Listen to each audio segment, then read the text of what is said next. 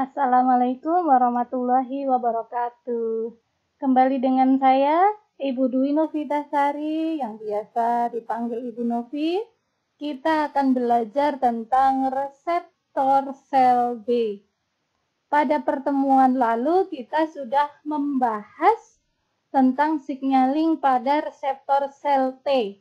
Nah, beberapa akan sama dengan nanti signaling pada sel B. Jadi, akan lebih mudah dipahami ya, semoga saja.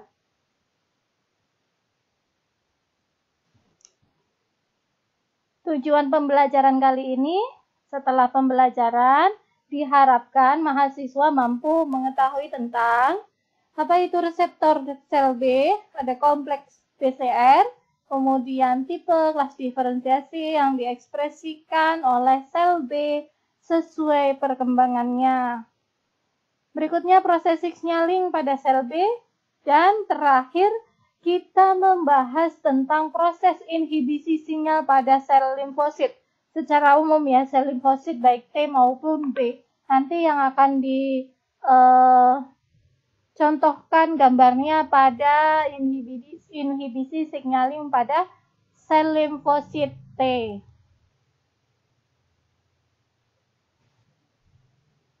Ini struktur dasar dari reseptor sel B. Dia adalah reseptor imunoglobulin. Jadi, ini adalah imunoglobulin yang masih menempel pada sel B, sel plasma. Ya, jadi kalau lepas akan menjadi imunoglobulin. Jadi, apa bagian-bagian dari reseptor sel B ini? Ada bagian ekstraseluler, ada bagian transmembran, dan sedikit bagian ujung sitoplasmik.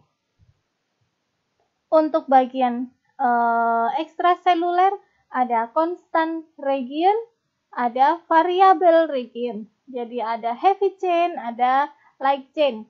Di variable region ada antigen binding site, ada lokasi untuk pengikatan antigen.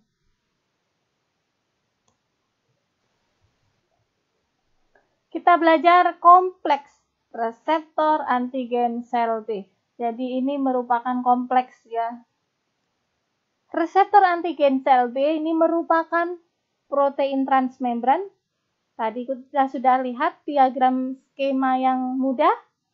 Merupakan protein transmembran yang dibentuk dari molekul antibodi atau imunoglobulin terhubung dengan dua rantai sinyal.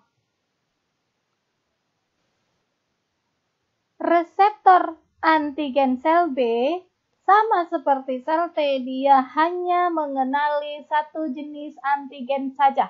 Jadi sel limfosit itu setia pada pasangan antigennya. Ketika reseptor sel B, ketika sel B bertemu dengan antigen ini, antigen X, maka akan terbentuk sel B khusus untuk antigen X. Ketika dia bertemu dengan antigen Y, maka dia akan membuat memori, membentuk sel B yang khusus untuk antigen Y, dan seterusnya. Jadi akan begitu banyak tipe sel B maupun sel T di mana mereka setia dengan antigennya. Jadi ibaratnya sel BX dia tidak akan berselingkuh pada antigen Y. Tidak. Ya, gampangnya begitu ya. Karena setiap reseptor antigen B sama juga setiap reseptor pada sel T itu hanya mengenali satu jenis antigen saja. Hal ini menjadi pembeda dengan reseptor yang dimiliki oleh sel makrofag. Karena sel makrofag itu memiliki reseptor TLR, toll-like receptor. reseptor toll-like reseptor ini dapat digunakan untuk mengenali berbagai jenis antigen. Jadi makrofag mampu mengenali bisa 2, 3, 4 antigen yang berbeda hanya untuk satu sel makrofag. Karena ingat, bedanya sel makrofag mempunyai reseptor toll-like reseptor. Reseptor membran pada sel naif, pada sel B naif itu ada IgM dan IgD. Ya, jadi di sel B naif, sel B yang belum ketemu dengan antigen, itu reseptornya adalah reseptor membran antigen antibody ya, imunoglobulin M dan imunoglobulin D. Ekor sitoplasmik tersebut tadi hanya terdiri dari 3 asam amino. Di awal ada gambar tentang reseptor membran imunoglobulin dengan tail sitoplasmik, dengan ujung sitoplasmik yang pendek. Ya, karena hanya terdiri dari 3 asam amino yaitu leusin, valin, dan lisin. Sisi sitoplasmik ini terlalu kecil untuk mentransduksi sinyal yang dihasilkan setelah pengenalan antigen. Maka ada reseptor lainnya, koreseptor. Ada imunoglobulin alfa dan imunoglobulin beta yang berikatan satu sama lain dengan ikatan disulfida untuk membantu proses transduksi sinyal. Ini memiliki sisi ujung sitoplasmik yang panjang dan mempunyai motif hitam, ya, aktivator. Mereka terkait dengan reseptor membran imunoglobulin. Jadi ketika ada pelengkapnya seperti ini, ada reseptor sel B, itu tadi adalah reseptor IgM dan IgD didampingi oleh reseptor Ig alfa dan Ig beta, mereka membentuk kompleks reseptor sel B. Imunoglobulin alfa dan beta masing-masing mengandung motif hitam di ekor sitoplasmiknya. Ingat, hitam itu yang bisa mengaktifasi, bisa terfosforilasi.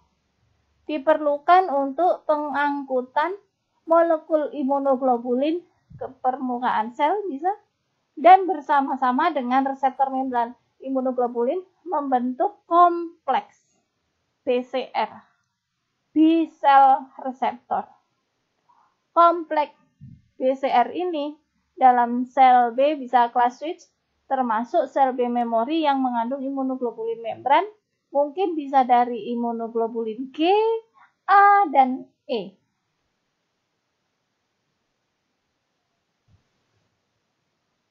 Ini kompleks reseptor sel B. Kita lihat ada imunoglobulin M, reseptor transmembran. Kemudian ada imunoglobulin alfa dan beta. Antara alfa dan beta mereka dihubungkan dengan jembatan disulfida. Ingat, ada apa saja bagiannya kalau di reseptor imunoglobulin M? Ada heavy chain bagian bawah, light chain yang membentuk cabang. Ya, light chain ini yang kuning ya. Kalau yang ungu adalah constant region. Kalau yang kuning itu adalah variable region.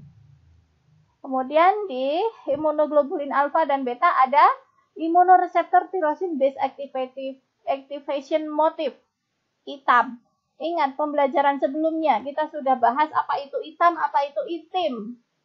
Hitam untuk motif aktivasi, kalau itim untuk motif inhibitor. Paham ya? Mereka membentuk kompleks karena reseptor membran IgM mempunyai ujung kecil.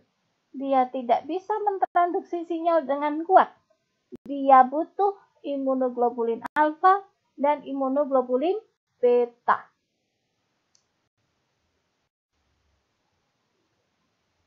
Ya, menekankan kembali bahwa reseptor B itu adalah reseptor transmembran imunoglobulin M. Sehingga kalau dari pemeriksaan pemeriksaan cairan plasma, IgM ini memiliki jumlah terbanyak dibandingkan IgG yang lain. Kita mulai belajar jalur aktivasi sel B. Ada dua cara aktivasi sel B. Yang pertama, independent sel T, tanpa bantuan sel T. Ini sering terjadi karena antigennya adalah polisakarida. Ingat kembali pembelajaran antigen, di mana ada antigen protein dan antigen non-protein. Pelajari kembali. Ada antigen non-protein yaitu polisakarida. Ada juga yang lipid ya. Ingat kembali pembelajaran kemarin. Nah, untuk yang antigen protein itu dependent sel T. Harus dengan bantuan sel T. Siapa sel T-nya? Sel T helper. Untuk jalur aktivasi yang independent sel T atau tanpa bantuan sel T, tadi ingat, ini untuk antigen polisakarida. Sebagian besar sel matur, sel B yang matur itu berada di folikel limfoid kelenjar limfe, kelenjar getah bening dan limpa. Di dalam folikel tersebut, sel B dapat berinteraksi dengan antigen yang tergantung pada sel T dan berikatan dengan sel dendrit folikuler. Nah, dia bisa berikatan dengan sel dendrit folikuler untuk berproliferasi. Berarti ini independent sel T. Kemudian dia bisa berdiferensiasi dan menjadi sel plasma atau menetap di germinal center, bagian yang khusus untuk sel B. Jadi ingat ya, jalur aktivasi sel B, independent sel T bisa dilakukan oleh APC yang lain selain sel T. APC contohnya adalah nih, sel dendrit. Kemudian nyari sama ini untuk yang dependent sel T, yang dia membutuhkan sel T helper. Nyari sama dengan jalur sinyal pada sel T. Coba kita pelajari kembali perbedaan struktur sel B dan sel T. Perbandingan ya antara reseptor sel T dengan imunoglobulin. Untuk komponennya, reseptor sel T mempunyai rantai alfa dan rantai beta. Sedangkan imunoglobulin penyebutannya adalah heavy chain dan light chain, jadi rantai berat dan rantai ringan. Kemudian ada domain imunoglobulinnya, ada V domain dan C domain di setiap rantai, baik alfa maupun beta. V domain di bagian di luar, C domain yang dekat membran. Kalau yang imunoglobulin ada mempunyai 1 V domain, 3 atau 4 C domain. Itu pada heavy chain. Kalau pada light chain-nya mempunyai 1 V domain dan variabel domain ya, dan konstan domainnya masing-masing 1. Kemudian jumlah dari CDR. Setiap setiap rantai mempunyai 3 untuk PCR. Sama, imunoglobulin juga mempunyai 3 di setiap rantai. Signaling molekulnya, kalau TCR itu ada CD3. Ya. Kalau imunoglobulin alfa dan imunoglobulin beta. Affinity-nya, pengikatannya. Affinity terhadap antigennya T-cell reseptor 10 sampai 10 pangkat minus 5 sampai 10 pangkat minus 7. Sedangkan imunoglobulin 10 minus 7 sampai 10 minus 11.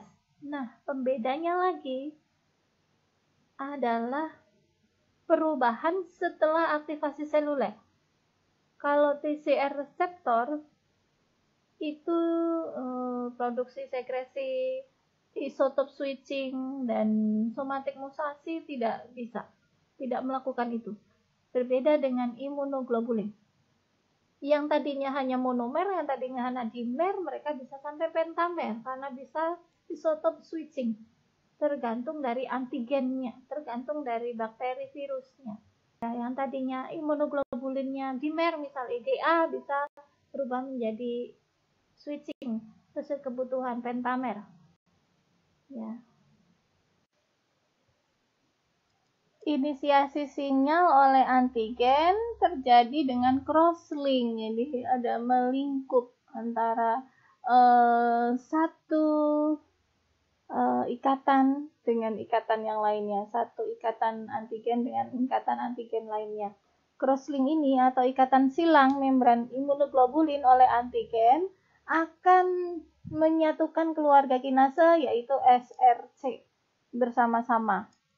Interaksi fisik antara enzim SRC ini akan mengaktifkan mereka dan memfosforilasi residu tirosin pada ITIMS, imunoglobulin alfa dan imunoglobulin beta. Berikutnya, reseptor imunoglobulin tersebut akan saling terhubung memasuki repeat ref di mana banyak protein adaptor di situ dan molekul pensinyalan terkonsentrasi. Secara longgar mereka terhubung ke keluarga tirosin kinase yaitu SRC seperti lin, fin, dan BLK. Enzim-enzim tersebut juga dihubungkan oleh lipid raft di bagian dalam membran plasma. Nah, fosforilasi residu tirosin dalam ITAM, imunoglobulin alfa dan imunoglobulin beta, ini menyediakan situs docking untuk domain tandem untuk penyatuan SH2. Apa itu SH2? Ingat kembali pada reseptor sel T, baca di situ. Dari SJK tirosin kinase. Jalurnya setelah diaktifkan SJK tirosin kinase, ketika dikaitkan dengan tirosin terfosforilasi dari ITAM. Jika antigen tersebut bersifat monovalen dan tidak mampu membuat crosslink pada banyak molekul imunoglobulin, beberapa sinyal mungkin tetap dapat terjadi, tetapi aktivasi tambahan oleh sel T helper diperlukan untuk aktivasi sepenuhnya oleh sel B. Nah, ini contoh dari crosslink. Mungkin masih tadi bingung membayangkan crosslink itu seperti apa. Ada antigen binding site, ada 2 kompleks BCR ya dengan imunoglobulin alfa dan beta, kemudian ada 2 reseptor imunoglobulin. Mereka ada antigen yang crosslink. Pada contohnya di sini ada 2 membran reseptor membran imunoglobulin ya. Berikutnya tadi apa? Ada fosforilasi tirosin, aktivasi SRC family kinase yaitu ada lin, ada fin, ada BLK. Kemudian setelah aktivasi ini akan memfosforilasi residu hitam yang dimiliki oleh imunoglobulin alfa dan beta. Setelahnya ada aktivasi PLZ, kemudian ada aktivasi GRB2 ya dengan protein SOS-nya. Dari PLCZ ini akan terjadi kaskade enzimatis. Dari protein GRB2 dengan protein SOS-nya juga ada reaksi kaskade enzimatis. Sama seperti pada sinyal transduksi sel T. Ada peningkatan kalsium sitoplasma, baik dari sarkoplasma di dalam sel sendiri, sarkoplasma mengeluarkan kalsiumnya, ataupun dari luar sel. Ya, kemudian juga ada aktivasi DAG, diacylglycerol, ya. Dari GRB2, protein GRB2 yang paling kanan akan mengaktifkan RAS GTP, yang tadinya RAS GDP menjadi RAS GTP. Mereka akan menghasilkan janus kinase, mengaktifkan janus kinase JNK, yang semuanya itu akan mengaktifkan faktor transkripsi. Faktor transkripsi yang dicontohkan di sini juga sama dengan yang sinyal transduksi pada sel T. Ada apa saja? Ada NFAT, ada NFKB, dan ada AP1. Untuk tipe kelas diferensiasi, CD, cluster differentiation. CD yang dimiliki sel B, ya, ini berbeda-beda. Dalam perkembangan dan maturasi sel B memiliki beragam jenis CD. Beberapa CD akan hilang setelah sel B menjadi matur. Ada utama CD19, ini merupakan molekul yang diekspresikan oleh permukaan sel limfosit B selama masa perkembangannya. CD20 merupakan molekul yang terdapat pada sel limfosit B matur, berfungsi sebagai pekat channel kalsium di membran sel. CD21 adalah reseptor yang berikatan dengan CD19 untuk memberikan sinyal dan menginformasikan ada proses inflamasi. CD22 ini berfungsi untuk mengatur proses seleksi positif dan negatif pada sel limfosit B. Ada CD23 merupakan reseptor yang berikatan lemah dengan IgE pada sel limfosit B yang teraktivasi untuk memproduksi IgE. IgE sendiri fungsinya untuk apa? Ingat, dia spesifik untuk reaksi hipersensitivitas. Dia juga bekerja sama dengan basofil. Kemudian ada CD24, merupakan molekul yang dapat ditemukan di semua sel limfosit B, sel granulosit, dan sel epitel. Ada CD40, ini berperan sebagai faktor survival untuk sel B di germinal center dan untuk berinteraksi dengan sel limfosit T menggunakan ligan CD154 ini dari sel limfosit T. Ada CD72 berfungsi sebagai negatif regulator untuk sinyal transduksi. Dalam perkembangannya, sel limfosit B tadi dapat mengekspresikan molekul CD yang unik di permukaan selnya. Jadi tidak semua CD itu dalam perkembangan limfosit B ada semua. Untuk tipe CD pada preprosel B. Preprosel B ini mengekspresikan CD45R yang merupakan penanda spesifik untuk lini sel B. Kemudian ada prosel B mengekspresikan CD19, terlibat dalam pengenalan antigen dan mengekspresikan CD34. Presel B mengekspresikan CD79A dan CD79B yang juga merupakan komponen imunoglobulin pada limfosit B matur. Pada sel B immatur mengekspresikan CD25. Juga ada CD19. Telah memiliki imunoglobulin M yang berfungsi tetapi belum memiliki jenis imunoglobulin yang lainnya. Sel B immatur juga mengekspresikan B220 dan interleukin 7R. Untuk sel B yang matur, ini mengekspresikan ada CD19, CD20 tadi yang untuk memasukkan channel kalsium dari ekstrasel bisa masuk ke dalam sitoplasma. Kemudian ada CD40. Limfosit B yang matur juga mengekspresikan HLA-DR, Human Leukocyte Antigen. Sama seperti MHC, HLA itu MHC, ya, di permukaan selnya dan memiliki imunoglobulin M dan imunoglobulin D. Ingat bahwa sel B itu juga adalah APC, antigen presenting cell, maka dia punya HLA atau MHC.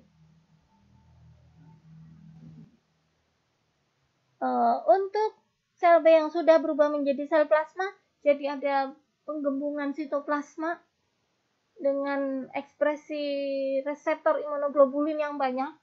Ini pasca pengenalan antigen, ya. Dia akan menjadi sel plasma. Sel plasma mengekspresikan CD38.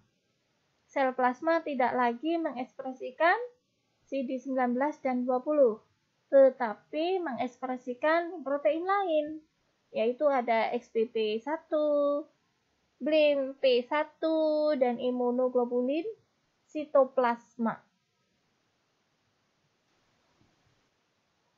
Kita ingat kembali bahwa transduksi sinyal untuk aktivasi sel B ini serupa dengan sel T.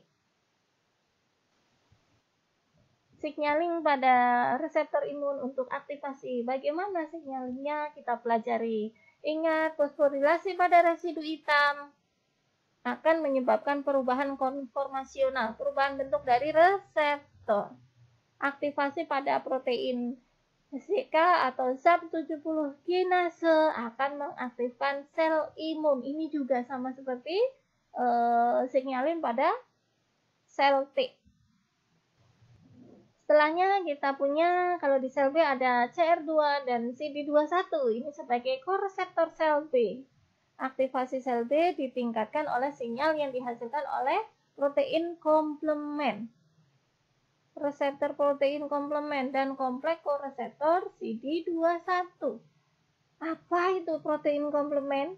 Ingat kembali basic imunologi. Ya, ada humoral, ada seluler. Nah, sistem komplement ini termasuk yang humoral. Berfungsi sebagai penghubung respon imunitas bawaan dan adaptif, innate immunity dengan adaptive immunity.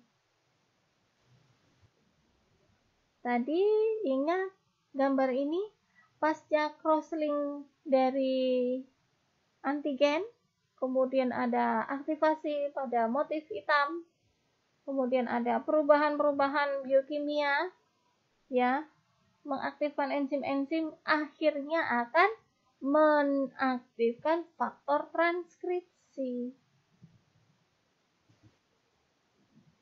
Transduksi sinyal pada sel B, antigen akan menginduksi reseptor imunoglobulin, kemudian mengaktifasi SRC kinase, tirosin kinase, memfosforilasi motif hitam, terjadi kaskade enzimatis. Pada akhirnya menyebabkan aktivasi faktor transkripsi. Faktor transkripsi ini yang akan masuk ke nukleus. Untuk membawa pesannya apa? Masuk ke gen spesifiknya.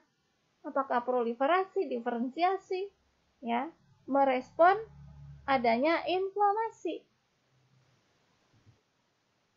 Pasca fosforilasi di motif hitam ada di mana tadi? Di imunoglobulin alfa dan beta. Kemudian protein SYK akan mengaktifkan enzim sitolitik pada PLC Y1 dan mengaktifkan DAG, diaselgliserol. Berikutnya DAG akan mengaktifkan enzim PKC. Di sisi lain, PLC1 juga akan menginstruksikan untuk meningkatkan kadar kalsium di sitoplasma. PLZZ juga akan mengikat adaptor protein adaptor lainnya, yaitu ada GRB2. Ini merubah GDP menjadi GTP dari faktor SOS, protein SOS. SOS akan mengkonversi RAS GDP menjadi RAS GTP yang selanjutnya akan mengaktifkan jalur ERK atau jalur Janus kinase, jalur JNK. Pasca pengikatan kalsium sitoplasmik, pasca peningkatan kalsium sitoplasmik, protein kinase C atau PKC, dan aktivasi jalur ERK JNK, maka akan menstimulasi faktor transkripsi. Faktor transkripsi ini yang akan memimpin respon seluler. Contoh faktor transkripsi pada sel B ini ada NFAT, Nuclear Factor of Activated T Cell. Kemudian ada Activation Protein 1, AP1, dan NFKB, Nuclear Factor KB. Dari NFAT dulu. Ini merupakan faktor transkripsi dalam pembentukan bisa interleukin, kemudian tumor nekrosis faktor. Ada interleukin 2, interleukin 4, dan berbagai sitokin lainnya. Untuk AP1 ini sebetulnya merupakan faktor transkripsi di banyak sel. Mempunyai komponen protein FOS dan JUD. AP1 bekerja sama dengan protein NFAT. Terakhir ada NFKB. Ini penting dalam sintesis sitokin. Dalam kondisi inaktif, nyaris semua faktor transkripsi dalam kondisi inaktif ya, sebagai IKB, inaktif KB. Setelah tadi kita pelajari dari aktivasi sel B, ini yang aktivasi sel B via protein komplement. Ingat lagi pembelajaran basic imunologi. Jadi pertanyaannya adalah, apa itu sistem komplement? Mengingatkan kembali, ya kita belajar sistem komplement. Sistem komplement ini adalah bagian dari humoral immunity. Dia mengattack, breakdown cell wall, jadi merusak membran sel dari patogen. Ya, kemudian menstimulasi inflamasi. Jadi digambar dia adalah protein kecil, dia bentuknya inaktif di plasma. Ya, ketika dia aktif, dia akan melingkupi. Nanti kita bicara skema kerja sistem komplement. Terjadi lisis membran, ya akhirnya patogennya mati. Ini fungsi dari sistem komplement. Tadi dia adalah hanya seperti protein kecil saja, bentuknya inaktif. Di mana sistem komplement ini? Contohnya di sini adalah C3b, C3b. Fungsinya 1, opsonisasi dan fagositosis. Mikroba akan ditempeli, akan mengikat C3b atau C4b. Ya, ini opsonisasi, penanda. Setelahnya, setelah mikroba ini ditandai, dia akan membawanya, akan dikenali oleh, contohnya di sini monosit. Ya, pengenalan monosit pada mikroba yang sudah ditandai sistem komplement. Akhirnya ada fagositosis dari monosit. Fagositosis di monosit ini, monosit bisa mendegradasi dengan enzim lisosomnya. Enzim di dalam lisosomnya. Fungsi yang kedua, sistem komplement mediated cytolysis. Jadi pasca penempelan sistem komplement C3b, kemudian dia akan membentuk namanya MAC, membran attack complex. Jadi C3b itu menempel, membuatlah lubang yang namanya membran attack complex. Lubang ini di membran mikroba menyebabkan lysis osmotik. Perbedaan konsentrasi di dalam intraseluler mikroba dengan cairan ekstrasel kita. Terjadilah lysis osmotik. Akhirnya yang mikrobanya akan mati. Yang ketiga, menstimulasi reaksi inflamatori. C3b yang sudah menempel pada mikroba, ada bagian yang kecil lainnya, ada C3a, bagian yang kecil, ada juga kalau itu yang nempel adalah C4b, maka bagian kecilnya adalah C4a, dan juga ada C5a, ini bagian yang lebih kecil. Ini akan menempel, merekrut aktivasi leukosit, ya, menempel pada leukosit sehingga leukosit bisa mendestruksi mikroba yang sudah ditandai oleh C3b. Ya, jadi fungsi sistem komplement untuk apa saja? Opsonisasi dan fagositosis, kemudian memediasi sitolisis dengan membentuk MAP, membran attack complex, dan menstimulasi reaksi inflamatori. Ini aktivasi sistem komplement, ya. Ada C4. Ketika dia pecah akan menjadi C4b, C4a. A ini yang lebih kecil lagi. Kemudian ada dimulai dari C1 bisa. Dari C1 ini mengikat imunoglobulin G, menginisiasi kaskade penurunan.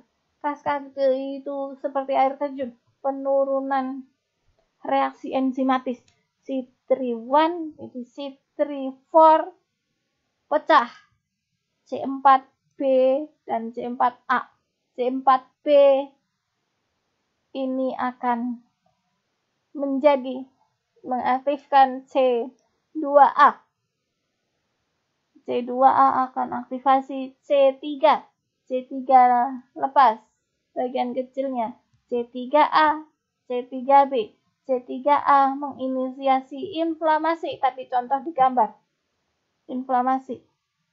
Ya, juga menginisiasi kemotaksis. Ingat, pembelajaran neutrofil bisa keluar ke sisi yang mengalami inflamasi. Kemotaksis dari neutrofil. Kemudian C3b bisa mengaktifkan C5.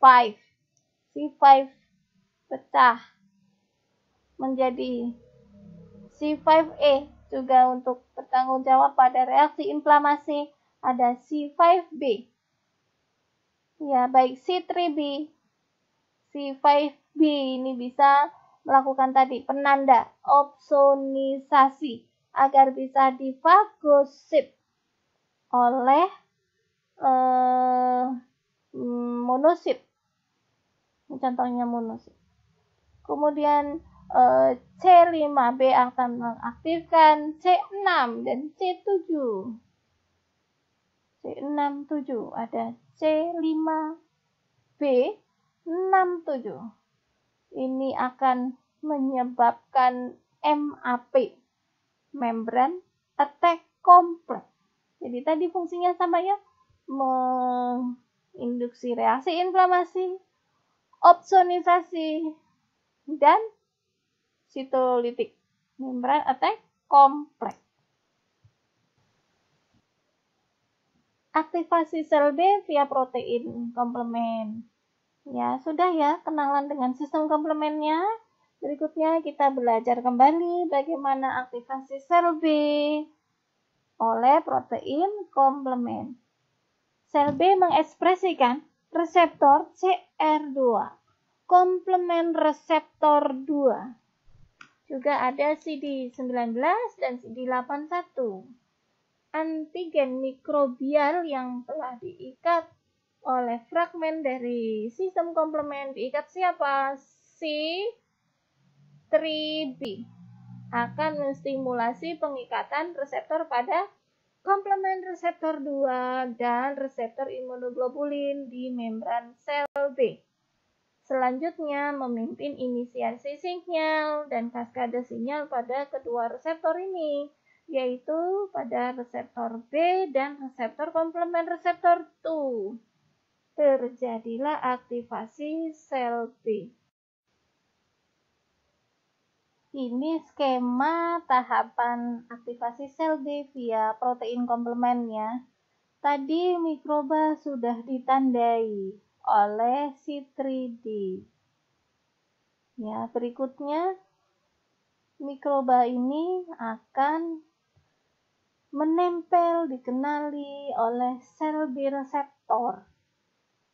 Ada bantuannya yaitu CR2, komplement reseptor 2, itu yang akan mengikat sistem komplementnya.